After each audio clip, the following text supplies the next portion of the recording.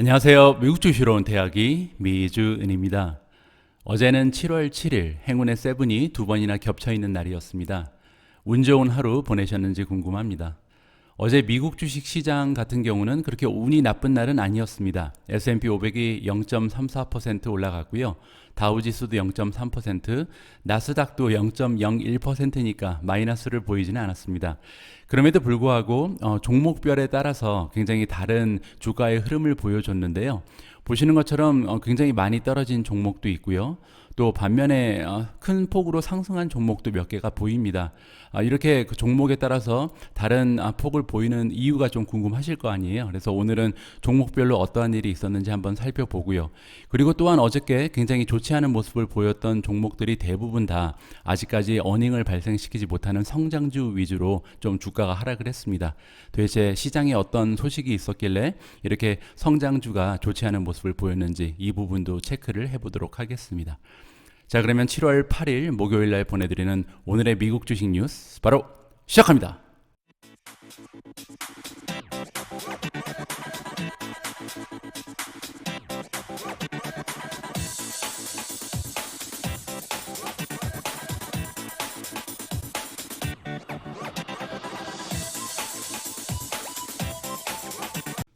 어저께 이렇게 성장주들이 좋지 않은 주가의 흐름을 보인 것은요, 제가 찾아봤더니 FOMC 의사록이 발표됐기 때문인 것 같습니다. 연준 회의죠. FOMC 미팅이 있은 다음에요. 한 달 정도가 지나면 보통 그 미팅 미닛 의사록이 이제 공개가 되거든요. 어제 공개된 내용에 성장주 투자에 좀 불리한 내용이 있었던 것 같습니다. 직접 한번 살펴보겠습니다. Some Fed officials see quicker progress towards the taper. FOMC minutes. 몇몇의 연준 의원들은 조금 더 빠른 진보를 예상하게 됐다. 그러니까 테이퍼링 할 시기가 조금 빨라질 수 있다라는 예상을 하고 있다. 이러한 내용이 발표가 된 것 같습니다. 자, 상당수의 의원들이 그 페드에서 일하고 있는 의원들의 상당수가 기대를 하고 있다. 컨디션이 갖춰질 것으로 기대를 하는데요. 컨디션이라는 것은 이제 조건이잖아요. 뭐를 할 만한 조건이냐면 리듀스니까 줄일 만한 조건이죠. 페드가 지금 진행하고 있는 자산 그 매입 프로그램이 있잖아요. 이것을 우리가 양적 완화라고 부르는 것이죠. 이렇게 시장에 돈을 풀고 있는데 이 양을 줄일 것을 이제 시작할 만한 조건이 갖춰지고 있다. 이렇게 돈 푸는 과정을 줄이는 것을 우리가 전문 용어로 테이퍼링이라 그러죠. 따라서 테이퍼링 이 우리가 생각했던 것보다 조금 더 빨리 찾아올 수 있다는 내용이 의사록에 적혀 있었던 것 같습니다. 자, 이러한 의사록은 지난 6월 15일, 16일에 있었던 FOMC 미팅의 의사록이고요. 하지만 그럼에도 불구하고 몇몇의 그 의원들은요, 아직까지도 그 위원회한테 얘기를 하고 있습니다. 우리는 조금 더 페이션트 해야 된다. 참을성을 가지고 기다려야 된다라고 얘기하죠. 아직까지는 자산 그 매입 프로그램의 변화를 주기에는 너무 시기상조자라는 의견을 가진 의원들로 있는 것으로 발표가 됐습니다. 자, 오버롤이니까 전반적인 분위기를 한번 파악을 해 보면요, 대부분의 이제 의원들이 동의를 한다. 뭐에 대해서는 동의를 하냐면요, 일단 계획은 세워놔야 된다. 뭐를 대비한 계획이냐면 만약에 이제 우리가 기대하지 않았던 경제적인 어떤 변화가 있게 되면 거기에 대책을 세워놓기는 해야 된다라고 얘기합니다. 그 예를 들어서 우리가 생각했던 것보다 만약에 커뮤니티의 골에 조금 더 빨리 다가가게 된다면, 여기서 얘기하는 커뮤니티의 골은 뭐냐면요, 연준에서 그 가장 걱정하는 부분은 사실 인플레이션이잖아요. 인플레이션의 목표치가 있죠. 그래서 평균 인플레이션이 2% 정도에 머물 것을 우리가 목표로 삼고 있는데, 만약에 거기를 갑자기 넘어가 버리게 된다면 어떤 행동을 취해야 될지 계획을 세워놔야 된다. 그리고 이제 만약에 경제적으로 어떠한 리스크가 발생하게 되면 어떻게 행동을 취해야 될지, 이렇게 두 가지의 시나리오를 가지고 일단 계획은 만들어놔야 된다. 이러한 공감대가 형성됐다. 이렇게 우리가 마무리를 해볼 수가 있습니다. 그래서 생각해 보면 그렇게 엄청나게 커다란 악재는 아니었거든요. 그럼에도 불구하고 이제 몇몇의 의원들이 테이퍼링을 좀 빨리 진행해야 된다는 의견을 피력하면서 어제 성장주들이 대체적으로 좋지 않은 모습을 보였습니다. 저는 개인적으로 사실 이렇게 테이퍼링이 빨라지는 것보다 좀 더 걱정되는 부분은 지금 바이러스 확산이 너무 좀 거세잖아요. 그래서 제가 알기로는 한국에서도 델타 바이러스가 조금 확장세에 있는 것 같고요. 미국 쪽에서도 만만치 않은 것 같은데, 사실 인플레이션이 이렇게 바이러스가 번져나가게 되면 발생할 확률이 조금 더 떨어질 수가 있겠습니다. 자, 앞으로 이제 시장의 모습이 어떻게 진행될지는 사실 아무도 알 수는 없겠죠. 계속해서 지켜보면서 우리가 적절하게 대응을 해 나가는 것이 중요할 것 같습니다. 어제 이렇게 연준의 의사록이 발표가 되면서 성장주의 주가가 전반적으로 하락세를 보였습니다. 그런데 그 와중에서요, 굉장히 좋은 주가의 상승을 보인 종목이 하나 있습니다. 바로 코인베이스인데요. 코인베이스의 주가는 어제 7% 넘는 상승세를 보였습니다. 어떠한 뉴스가 전해졌는지 굉장히 궁금해지죠. 오펜하이머 lifts Coinbase price target estimate on strength of trading volume. 오펜하이머라는 투자 기관에서 이번에 코인베이스의 프라이스 타겟의 에스티메이트를 올려줬다고 합니다. 그 이유는요, 트레이딩 볼륨, 거래량이 굉장히 강력한 모습을 보일 것이다라고 예측을 했다는 거죠. 밑에 내려가서 조금 더 자세한 내용을 설명드리겠습니다. 오펜하이머의 애널리스트 이름은 오웬 라우인데요. 이 전문가가 이번에 프라이스 타겟을 무려 444까지 올려줬다고 합니다. 444면요, 현재 주가가 251밖에 안 되거든요. 따라서 75%도 넘는 상승의 여지가 있다는 겁니다. 따라서 굉장히 높은 지금 주가의 상승을 예상하고 있는 것이 바로 이 오펜하이머의 전문가다라고 생각을 해볼 수가 있겠죠. 자, 그러면서 이제 이유를 우리한테 설명을 해주는데요. 레코드 쿼터가 나오게 될 것이다. 그러니까 2분기를 이제 얘기하는 건데 2분기 결과가 발표될 때 아마도 엄청난 실적을 발표하게 될 것이다라고 예상을 하고 있습니다. 그 예를 이제 좀 들어뒀는데요. 트레이딩 볼륨, 총 거래량이라든지 매출, 그리고 verified 유저라는 것은 이제 가입된 사용자의 수죠. 그리고 monthly transaction 유저라는 것은 매달 사용하는 그 monthly 사용자 수를 얘기합니다. 이렇게 다양한 부분에서 아마도 탑 레코드를 만들어낼 것이다. 신기록을 쓸 거라는 거죠. 자, 오펜하이머에 따르면요. 이 오펜하이머는 그 트래커가 있는 것 같습니다. 따라서 이 코인베이스 앱에서 과연 얼마나 많은 사람들이 이용을 하고 있고 이렇게 트래킹할 수 있는 시스템이 마련이 된 것 같은데, 여기에 따르면요, 코인베이스의 트레이딩 볼륨이 지금 2분기에 36% 정도 전분기 대비해서 올라갈 것이다. 지난해에 비해서 36%가 아니고요, 1분기에 비해서 36%라는 엄청난 성장을 2분기에 예상하고 있다고 합니다. 그뿐만이 아니고요. 이렇게 총 거래량이 늘어나면서 레비뉴 역시도 1.8이 원래 기대치였는데 2.1 빌리언까지 올라갈 것이라고 합니다. 그렇게 되면 컨센서스보다 24%라는 엄청난 그 차이가 나게 된다. 따라서 지금 마켓에서 기대하고 있는 매출보다 24%나 더 만약에 실적을 발표하게 되면 엄청난 탄력을 받을 수가 있겠죠. EPS도 마찬가지입니다. 여러분들 기억하시겠지만 코인베이스라는 기업은요, 지금 순이익을 발생시키고 있는 기업이거든요. 그 순이익도 굉장히 많이 올라갈 것이다. 그 전문가들이 예상하는 컨센서스보다 11% 정도 더 발생할 가능성이 있다고 합니다. 자, 이렇게 좋은 성장세를 보여주고 있으니까 당연히 굉장히 성장하고 있는 그런 주식이잖아요. 그럼에도 불구하고 지금 프리미엄이 굉장히 적게 붙어 있다는 거죠. 현재 2021년 세일즈 매출에 비해서 주가가 한 8.2배 정도의 프리미엄밖에 붙어 있지 않다고 합니다. 그 통상 다른 트래디셔널 익스체인지를 보면 거래소들의 그 PS 레이시오를 보면 9.6배 정도가 붙어 있거든요. 그리고 이러한 그 전통적인 거래소들은 레비뉴 그로스, 매출의 성장률이 9%밖에 되지 않는 그런 종목들입니다. 이런 종목들도 9배가 넘는 PS 레이시오가 붙어 있는데, 지금 코인베이스 같은 경우는 8.2배라는 PS 레이시오는 굉장히 낮게 형성돼 있다. 그렇기 때문에 앞으로 주가가 75% 이상 용서숨 칠 것이다. 이러한 굉장히 긍정적인 전망을 던져줬습니다. 자, 어제 건강한 주가의 흐름을 보인 성장주 하나가 더 있는데요. 바로 크라우드 스트라이크입니다. 크라우드 스트라이크에 관한 기사도 하나 나와 있어서 여러분들과 함께 읽어보도록 하겠습니다. 크라우드 스트라이크 is a long-term winner, says top analyst. 크라우드 스트라이크는 장기적으로 위너가 될 것이다. 이렇게 얘기하고 있는 사람은요, 탑 애널리스트니까 성과를 굉장히 잘 내고 있는 전문가라고 하죠. 자, CRWD가 크라우드 스트라이크의 티커입니다. 크라우드 스트라이크는요, 굉장히 비싼 지금 성장주 중에 하나다. 따라서 주가는 굉장히 비싸다는 거죠. 그럼에도 불구하고 카나코드의 마이클 워커리가 얘기하기를요, 이 크라우드 스트라이크는 앞으로도 아웃퍼포밍 할 것이다. 시장의 성장률을 넘어설 것이다라고 얘기하죠. 따라서 주가의 흐름이 앞으로도 좋을 가능성을 예측하고 있습니다. 자, 우리가 보기에는 크라우드 스트라이크는 롱텀, 장기적으로 투자할 만한 세큘러 위너다. 세큘러라는 것은 뭐냐면요, 경기 순환의 반대라고 보시면 됩니다. 따라서 경기 변동에 관계없이 지속적으로 성장할 만한 그런 건강한 종목이라고 얘기를 하고 있는 거죠. 그 근거를 이제 얘기해주고 있는데요. 네이티브 클라우드 플랫폼이다. 태생부터가 지금 클라우드의 플랫폼이라고 얘기를 해주고 있습니다. 그 얘기는 뭐냐면 지금 마켓 마켓에 등장해 있는 많은 사이버 시큐리티 기업들은요, 원래 온프레미스 기업 안에 가지고 있던 서버를 보호하는 그런 사이버 시큐리티 기업들이었는데 이제 클라우드가 활성화되면서 그쪽으로 진출을 한 거거든요. 하지만 크라우드 스트라이크는요, 처음부터 클라우드를 위해서 태어난 그런 사이버 시큐리티 기업입니다. 따라서 거기에 굉장히 적합화되어 있다. 따라서 굉장히 많은 혜택을 얻을 수 있다라고 얘기하고 있죠. 자, 우리가 보기에는 크라우드 스트라이크의 퍼스트 무버, 그러니까 클라우드 상의 시큐리티를 위해서 등장한 첫 번째 주자였잖아요. 이러한 첫 번째 무버라는 것이 굉장히 커다란 장점이라고 하죠. 그리고 또 하나 중요한 점이 있는데 EDR 쪽에 포커스가 맞춰져 있다. EDR이 뭐냐면요, 엔드포인트 디텍션 앤 리스폰스입니다.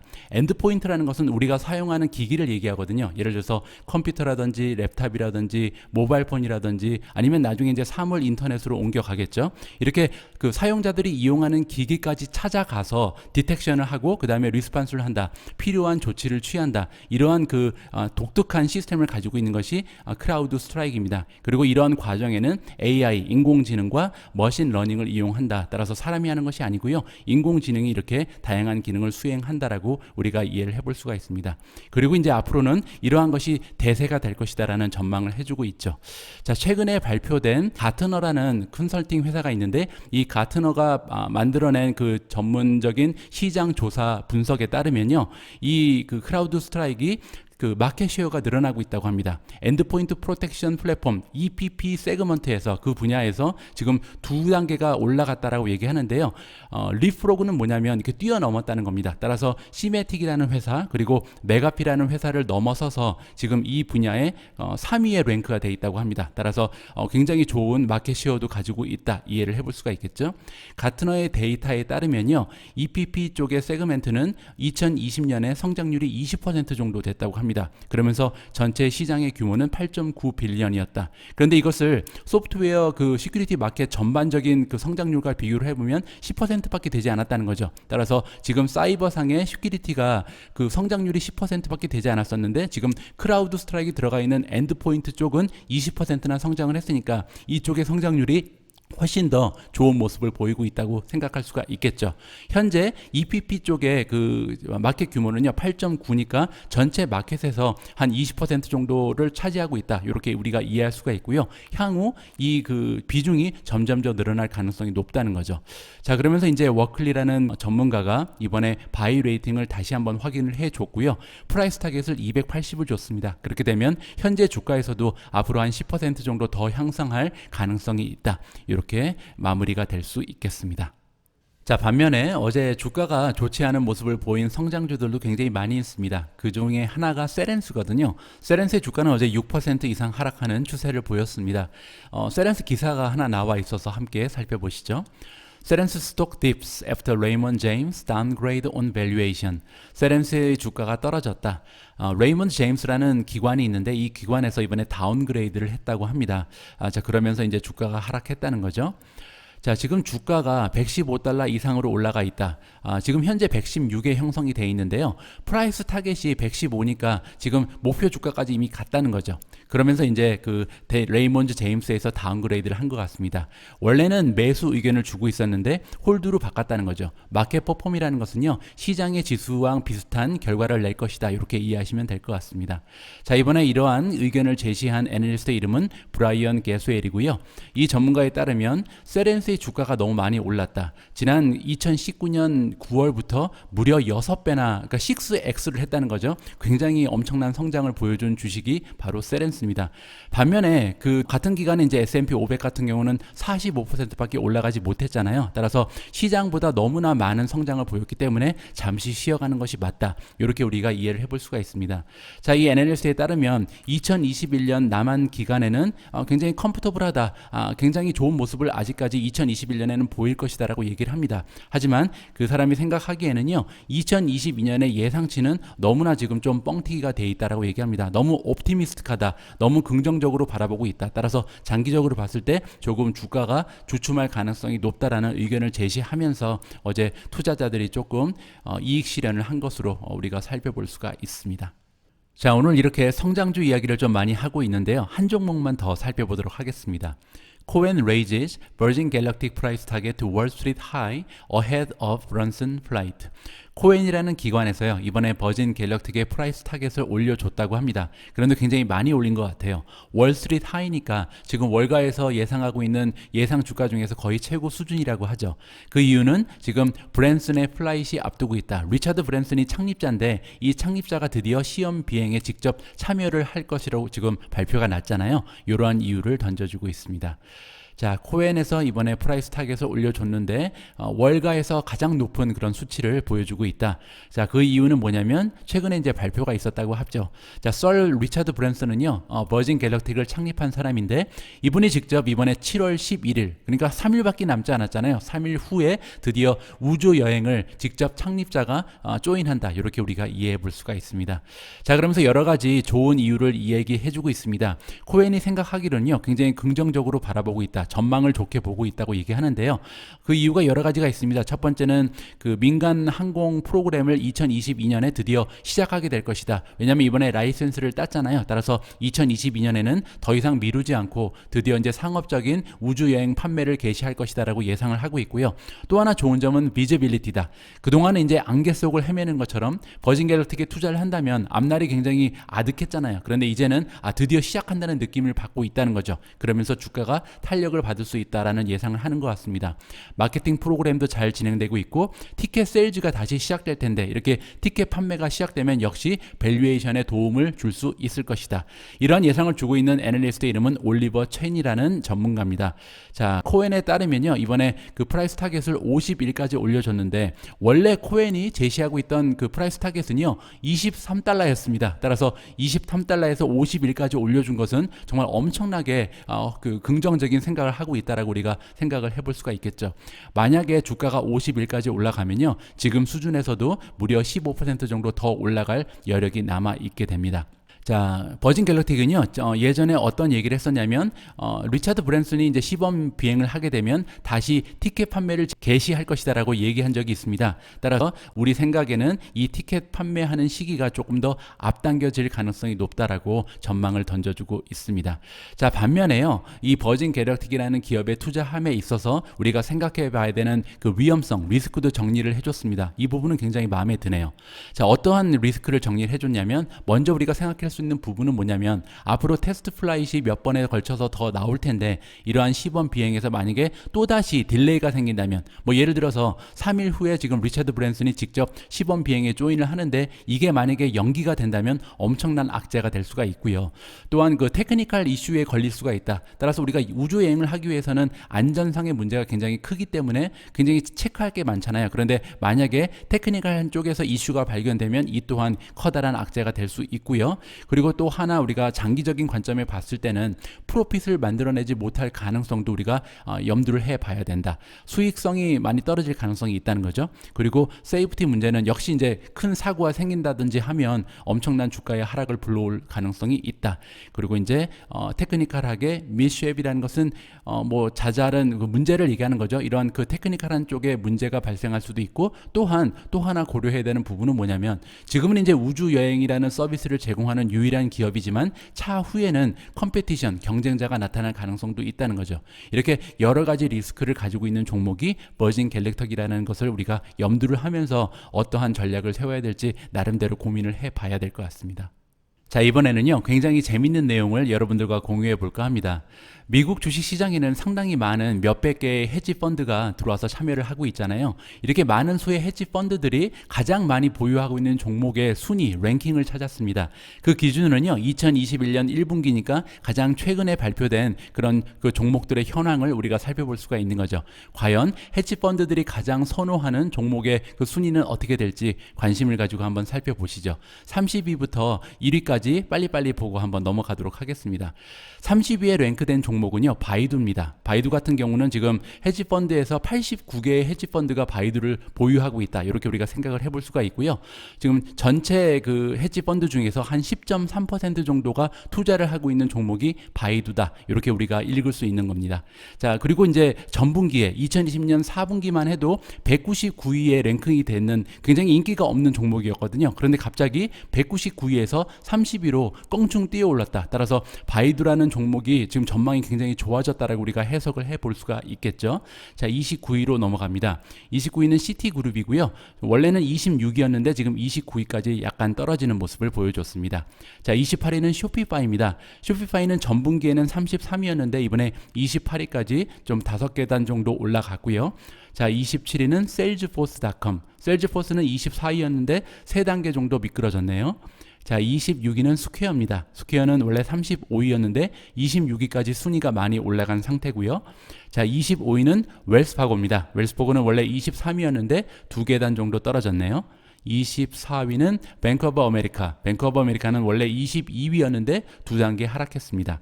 23위는 T모바일이고요. T모바일은 20위였는데 23위로 떨어진 상태입니다.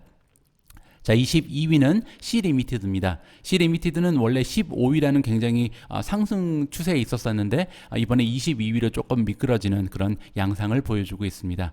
21위는 서비스 나우입니다. 원래 25위에 랭크된 종목이었는데 4단계 상승을 했고요.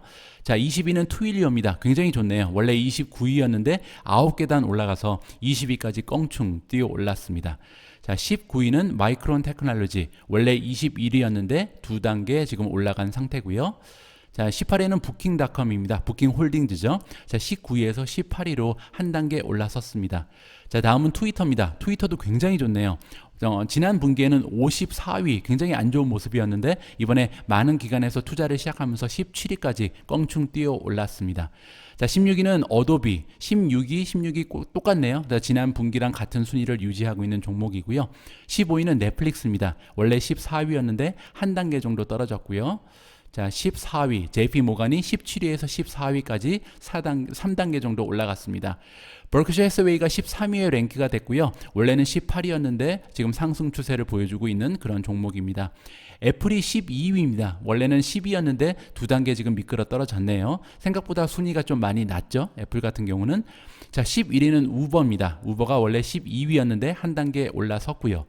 자, 10위는 월트 디즈니입니다. 자, 디즈니 같은 경우는 11위에 랭크되는 종목이었는데 한 단계 정도 지금 상승을 했고요. 자, 드디어 9위로 넘어옵니다. 알리바바가 7위에서 9위로 약간 미끄러지는 모습을 보여주고 있고요. 8위에는 페이팔이 랭크가 됐습니다. 원래 9위였는데 한 단계 상승을 했고요. 자, 7위는 마스터카드입니다. 마스터카드가 8위에서 7위로 한 단계 상승했고요. 자, 6위는 알파벳인데요. 클래스 C니까 GOOG입니다. GOOG가 6위에 랭크가 됐는데 지난 분기에도 6위 같은 순위를 유지하고 있습니다. 5위는 비자고요. 비자는 5위에서 5위 같은 순위 역시 마찬가지고요. 4위가 알파벳이 다시 나옵니다. 알파벳이 인기가 굉장히 많네요. GOOGL이 4위에 랭크됐는데요. 지난 분기에도 마찬가지로 4위였습니다. 자, 3위는 아마존입니다. 아마존은 지난 분기에 1위였는데 2단계 지금 떨어졌네요. 그래도 3위면 굉장히 많은 지금 헤지 펀드에서 투자를 하고 있다. 무려 지금 270개가 넘는 그런 헤지 펀드에서 보유하고 있는 주식이 아마존입니다. 자, 이번에는 2위입니다. 과연 2위는 누가 차지를 할까요? 마이크로소프트입니다. 마이크로소프트는요, 지난 분기에 2위, 이번 분기에도 2위를 차지하면서 굉장히 많은 인기가 있는 그런 종목으로 우리가 생각을 해볼 수가 있죠. 자, 여기까지 살펴봤는데요. 여러분들 1위에 어떤 종목이 올라갈지 예상이 되시는지 모르겠습니다. 1위 종목을 여러분께 공개합니다. 1위는 페이스북입니다. 페이스북 같은 경우는 지난 분기에는 3위 자리에 랭크가 돼 있었는데 이번에 1위로 올라섰고요. 무려 242개의 그 기관에서 투자를 하고 있는 것이 페이스북이었습니다. 그런데 이거는 이제 Q4였거든요. 따라서 이번 분기에는 좀 더 많은 기관에서 매수를 하고 있다라고 우리가 생각을 해볼 수가 있겠죠. 그리고 전체 헤지펀드에서 무려 30% 정도에 해당하는 헤지펀드가 지금 페이스북의 주식을 가지고 있다. 이렇게 우리가 마무리를 해볼 수가 있습니다. 그냥 재미로 설명드린 거니까요. 참고만 하시면 좋을 것 같습니다. 여러분들 혹시 전 세계에서 가장 규모가 큰 투자 기관이 어딘지 알고 계신지 모르겠습니다. 미국의 블랙록이라는 투자 기관이 있는데요. 운용 자산의 규모가 무려 9조 달러에 이릅니다. 자, 그러면서 2위와 차이도 굉장히 많이 나고요. 전 세계에서 가장 커다란 자금을 운영하는 그런 기관으로 알려져 있습니다.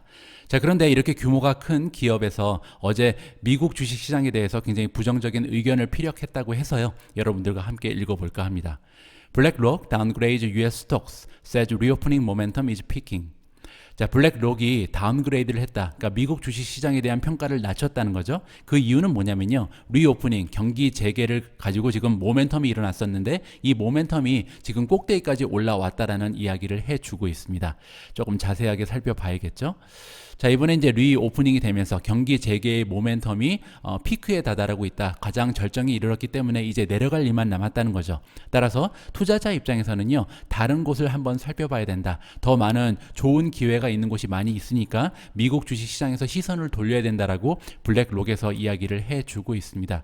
자, 그들이 긍정적으로 보는 곳은요. 유로피안 마켓인 것 같습니다. 유럽 쪽의 주식 시장이 좋아 보이고 또한 재패니스, 일본 마켓도 원래는 굉장히 부정적이었는데 이번에 중립으로 바꿨다는 거죠. 반면에 US 마켓은 굉장히 긍정적인 평가를 해주고 있었는데 이번에 중립으로 하향 조정했다는 내용이 나와 있습니다. 자, 그 이유를 한번 살펴봐야겠죠. 자, US 주식 시장은요, 지금 2021년에 들어서 첫 번째 그 상반기에 굉장히 좋은 모습을 보여줬죠. S&P 500은요, 무려 14.4%라는 엄청난 성장률을 6개월 동안 보여줬습니다.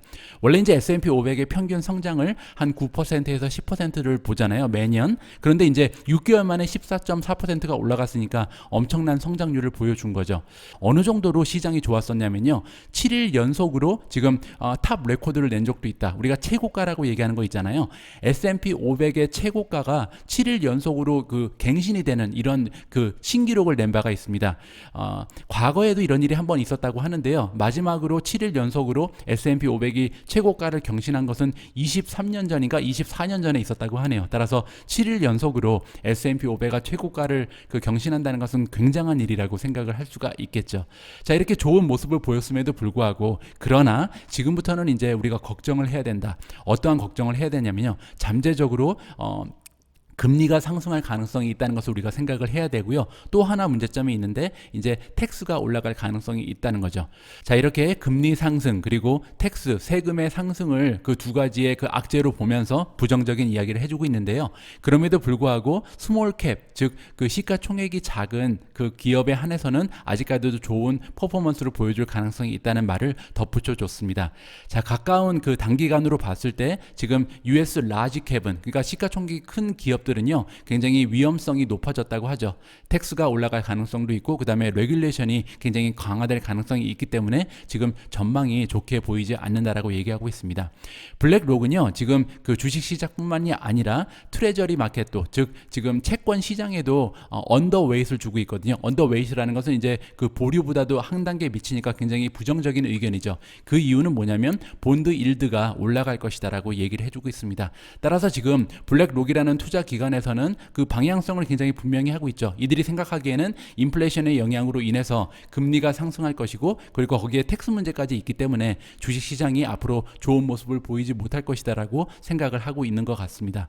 반면에 캐시우드 같은 사람들은 금리의 상승을 걱정하고 있지 않잖아요. 왜냐하면 인플레이션보다는 오히려 디플레이션이 나올 것이라는 의견을 던져주는 투자자도 있다. 이렇게 우리가 양쪽의 의견을 잘 들어보고 판단을 해봐야 될 것 같습니다.